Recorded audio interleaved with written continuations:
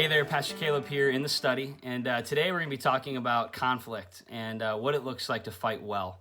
Conflict is something that each of us experiences. It's a pretty normal thing in our lives, and the thing that we know is that confrontation is something that's not very fun.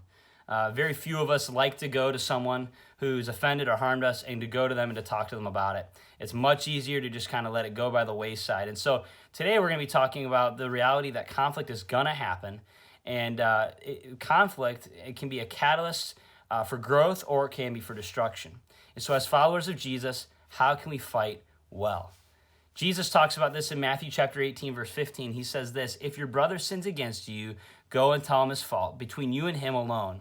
If he listens to you, you have gained your brother." And so Jesus recognizes that we're going to experience conflict, and he tells us that when someone offends us or hurts us, that we are to go to them alone. And so we see here very clearly that when someone has offended me or when someone has done something I don't like, it is important that I go to the source, not to other people. And so if I want to fight well, if I want to restore relationships, then I have to go to the source and I have to let them know what they have done. I like how Jesus tells us too at the end of the verse that if we go to the brother or the sister and they hear us, then we have won them back.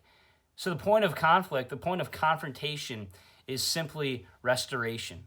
If we have any other motive going into a conversation with someone who has hurt or offended us, then we probably need to wait. We probably need to pray on it. We probably need to make sure when we approach them that we're doing it with a heart and a desire to restore that relationship. In the book Crucial Conversations, we learned that crucial conversations are anytime you have two or more people in talking where the stakes are high, where emotions are running heavy, and where opinions vary.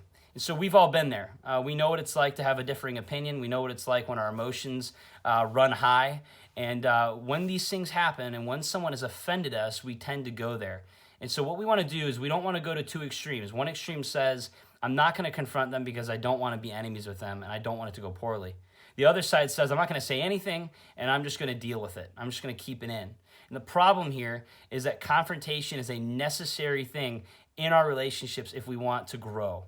Specifically in Ephesians, we know that we are to confront one another in love. It says speaking the truth in love. And so one of the most loving things that I can do sometimes is to go to the person who hurt or offended me. And here's why. When someone has hurt or offended you, there is a chance, there's a reality that they might not even realize what they did hurt you. And you're building up this critical spirit in your mind and in your heart. And the only way that we can really address that and fix that is by going to the source. When we confront, we need to make sure also that we're willing to listen. It may be that they're going to apologize, but it also may be that they have a differing perspective. And when we confront, we want to make sure that we are going to the source and that we are giving them the benefit of the doubt. The bottom line for today is this, that confrontation is necessary for fighting well. So let's be people who fight well by going to the source of who hurt or offended us, and let's show them love and let's restore that relationship. Thanks for joining me today, and I look forward to seeing you next time in the study.